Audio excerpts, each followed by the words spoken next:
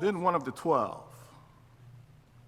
who's called Judas Iscariot, went to the chief priests and said, "What will you give me if I betray him to you now?" They paid him 30 pieces of silver, and from that moment, he began to look for an opportunity to betray him. On the first day of unleavened bread, disciples came to Jesus saying, "To make the preparations for you to eat the Passover." He said, "Go into the city to a certain man and say to him, the teacher says, my time is near. I will keep Passover at your house with my disciples." So the disciples did as Jesus had directed them, and they prepared the Passover meal. When it was evening, he took his place with the 12, and while they were eating, he said, "Truly I tell you, one of you will betray me." And they became greatly distressed and began to say to him one another after another, "Surely not I, Lord." He answered, "The one who has dipped his hand into the bowl with me will betray me. The Son of Man goes as it is written of him, but woe to that one by whom the Son of Man is betrayed. It would have been better for that one to have not been born." Judas, who betrayed him, said, "Surely not I, Rabbi." He replied, "You have said so." While they were eating, Jesus took a loaf of bread, and after blessing it, he broke it, gave it to the disciples, and said, "Take, eat. This is my body." Then he took the cup, and after giving thanks, he gave it to them, saying, "Drink from it, all of you, for this is my blood of the covenant, which is poured out for the many for the forgiveness of sins. I tell you, I will never again drink of this fruit of the vine until the day when I drink it new with you in my Father's kingdom." When they had sung the hymn, they went out to the Mount of Olives, and then Jesus said to them, "You will all become deserters because of me this night. For it is written, I will strike the shepherd, and the sheep of the flock will be scattered. But after I am raised up, I will go ahead of you to Galilee." Peter said to him, "They'll all become deserters because of you. I will never desert you." Jesus said to him, "Truly I tell you, on this very night before the cock crows, you will deny me 3 times. Peter said to him, "Even though I must die with you, I will not deny you." and so said all the disciples. Then Jesus went with them to a place called Gethsemane, and he said to his disciples, Sit here while I go over there to pray." He took with him Peter and the 2 sons of Zebedee, and began to be grieved and agitated. Then he said to them, "I am deeply grieved, even to death. Remain here and stay awake with me." And going a little further, he threw himself on the ground and prayed, "My Father, if it is possible, let this cup pass from me. Yet not what I want, but what you want." Then he came to the disciples and found them sleeping. And he said to Peter, "So you could not stay awake with me 1 hour? Stay awake and pray that you have not come into this time of trial. The spirit is willing, but the flesh is weak." And again he went away for the second time and prayed, "My Father, if this cannot pass unless I drink it, your will be done." Again he came and found them sleeping, for their eyes were heavy. So leaving them again, he went away and prayed for the 3rd time, saying the same words. Then he came to the disciples and said to them, "Are you still sleeping and taking your rest? See, the hour is at hand, and the Son of Man is betrayed into the hands of sinners. Get up. Let us be going. You see, my betrayer is at hand." While he was still speaking, Judas, one of the 12, arrived. With him was a large crowd with swords and clubs from the chief priests and the elders of the people. Now the betrayer had given them a sign saying, "The one I will kiss is the man. Arrest him." At once he came to Jesus and said, "Greetings, Rabbi." and kissed him. Jesus said to him, Friend, do what you have to do. Then they came and laid hands on Jesus and arrested him. Suddenly, one of those with Jesus put his hand on his sword and drew it and struck the slave of the high priest, cutting off his ear. Then Jesus said to him, Put your sword back into its place, for all who take the sword will perish by the sword. Do you think that I cannot appeal to my Father, and he will at once send me more than 12 legions of angels? But how then would the scriptures be fulfilled, which say it must happen this way? and at that hour, Jesus said to the crowds, Have you come out with swords and clubs to arrest me as if I were a bandit? Day after day I sat in the temple teaching, and you did not arrest me. But all of this has taken place so that the scriptures of the prophets may be fulfilled. Then all the disciples deserted him and fled. Those who had arrested Jesus took him to Caiaphas, the high priest, in whose house the scribes and the elders had gathered.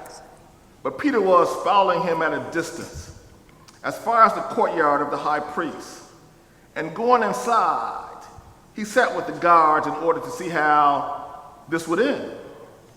Now the chief priests and the whole council were looking for false testimony against Jesus so that they might put him to death. But they found none. Though many false witnesses came forward, at least two came forward and said, This fellow said, I am able to destroy the temple of God and to build it again in 3 days. The high priest stood up and said, Have you no answer? What is it that they testify against you? But Jesus was silent.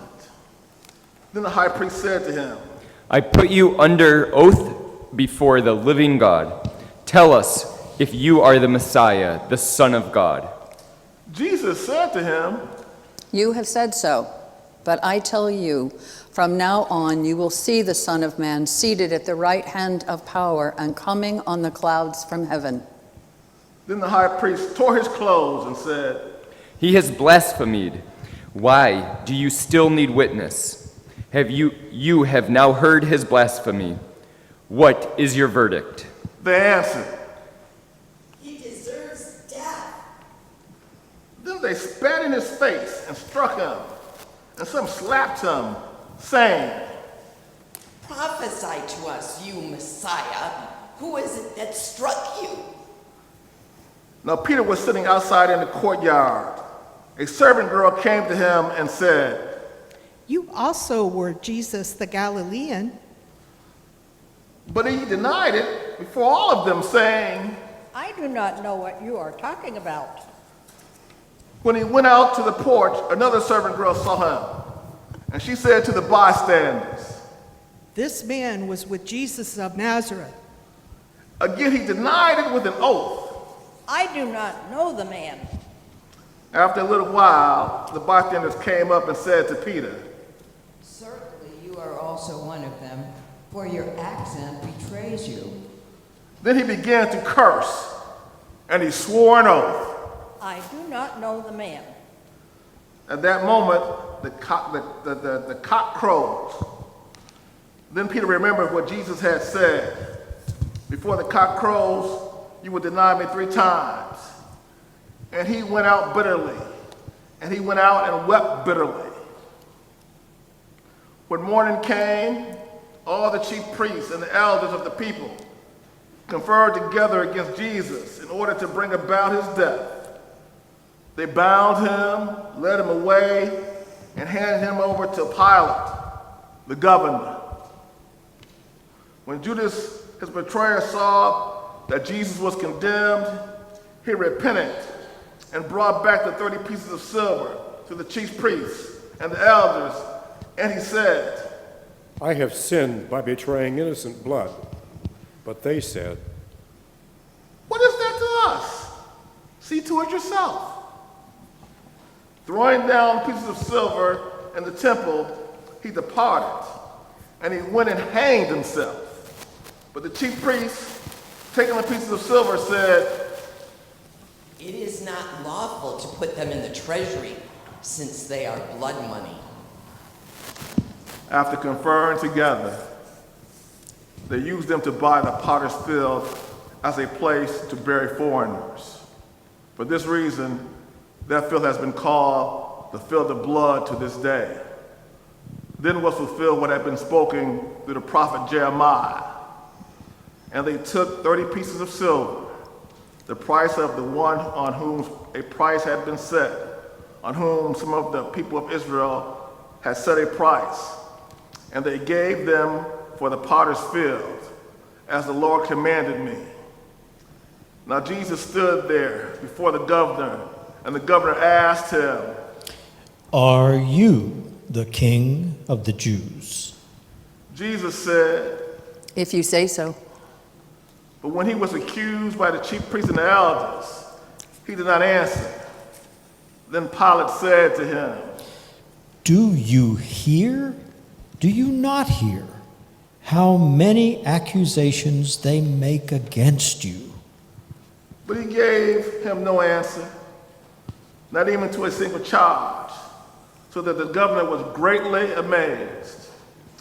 Now at the festival, the governor was accustomed to release a prisoner for the crowd, anyone whom they wanted. At that time, they had a notorious prisoner called Jesus Barabbas. So after they had gathered, Pilate said to them, "Whom do you want me to release for you, Jesus Barabbas, who is called, or the one named Jesus, who is called the Messiah?" For he realized that it was out of jealousy that they had handed him over. While he was sitting on the judgment seat, his wife sent word to him, "Have nothing to do with that innocent man, for today I have suffered a great deal because of a dream about him." Now the chief priests and the elders persuaded the crowds to ask for Barabbas and to have Jesus killed. The governor again said to them, "Which of the two do you want me to release for you?" And they said, Barabbas.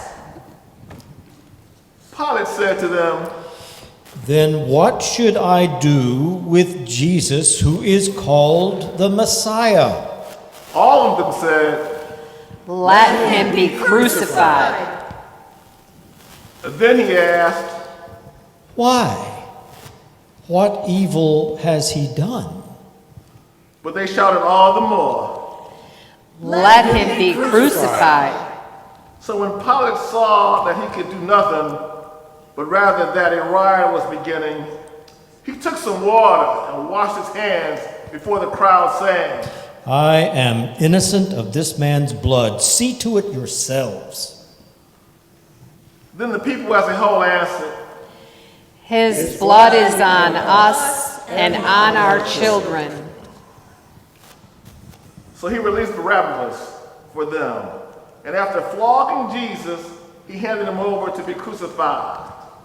Then the soldiers of the governor took Jesus to the governor's headquarters, and they gathered the whole cohort around him. They stripped him and put a scarlet robe on him, and after twisting some thorns into a crown, they put it on his head. They put a reed on his right hand and knelt before him and mocked him, saying, Hail, King of the Jews. They spat on him and took the reed and struck him on the head. After mocking him, they stripped him of the robe and put his own clothes on him. Then they led him away to crucify him. As they went out, they came upon a man from Cyrene named Simeon. They compelled this man to carry his cross. And when they came to a place called Golgotha, which means place of the skull, they offered him wine to drink mixed with gall. But when he tasted it, he would not drink it. And when they had crucified him, they divided his clothes among themselves by casting lots. Then they sat down there and kept watch over him. Over his head, they put the charge against him, which read, "This is Jesus, the King of the Jews."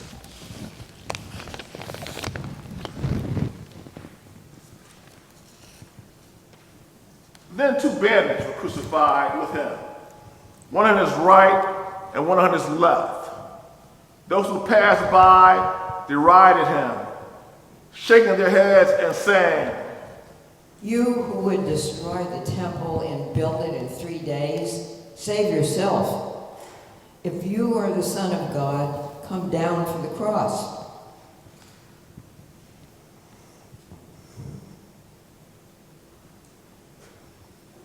In the same way, the chief priests also, along with the scribes and elders, were mocking him, saying, He saved others. He cannot save himself. He is the King of Israel. Let him come down from the cross now, and we will believe in him. He trusts in God. Let God deliver him now if he wants to, for he said, I'm God's son. The bandits who were crucified with him also taunted him in the same way. From noon on, darkness came over the whole land until 3 in the afternoon. And about 3 o'clock, Jesus cried with a loud voice, Eli, Eli, lama sabachthani. that is, my God, why have you forsaken me? When some of the bystanders heard it, they said, This man is calling for Elijah.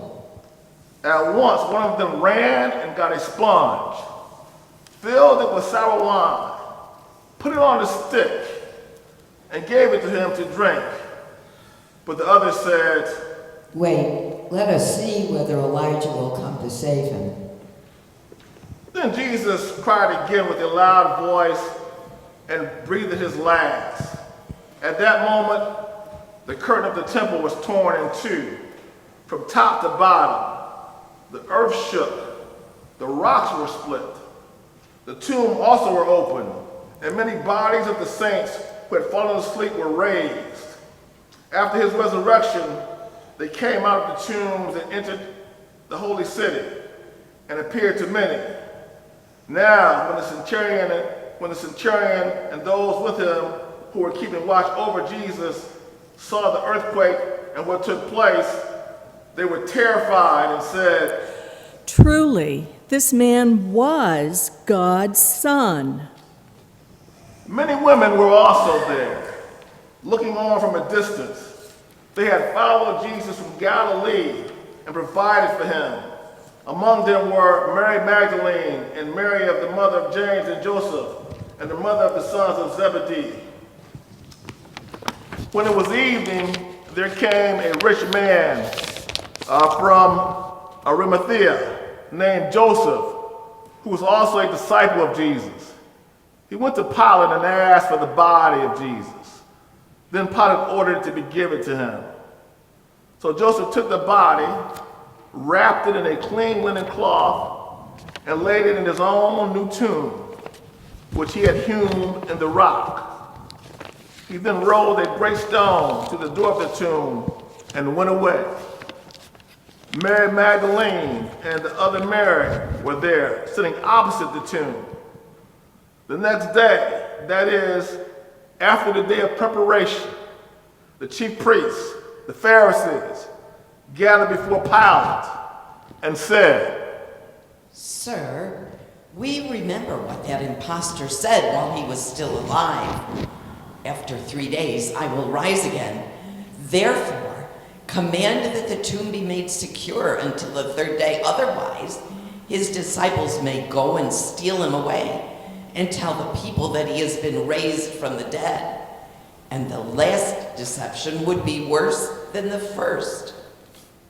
Pilate said to them, You have a guard of soldiers. Go and make it as secure as you can.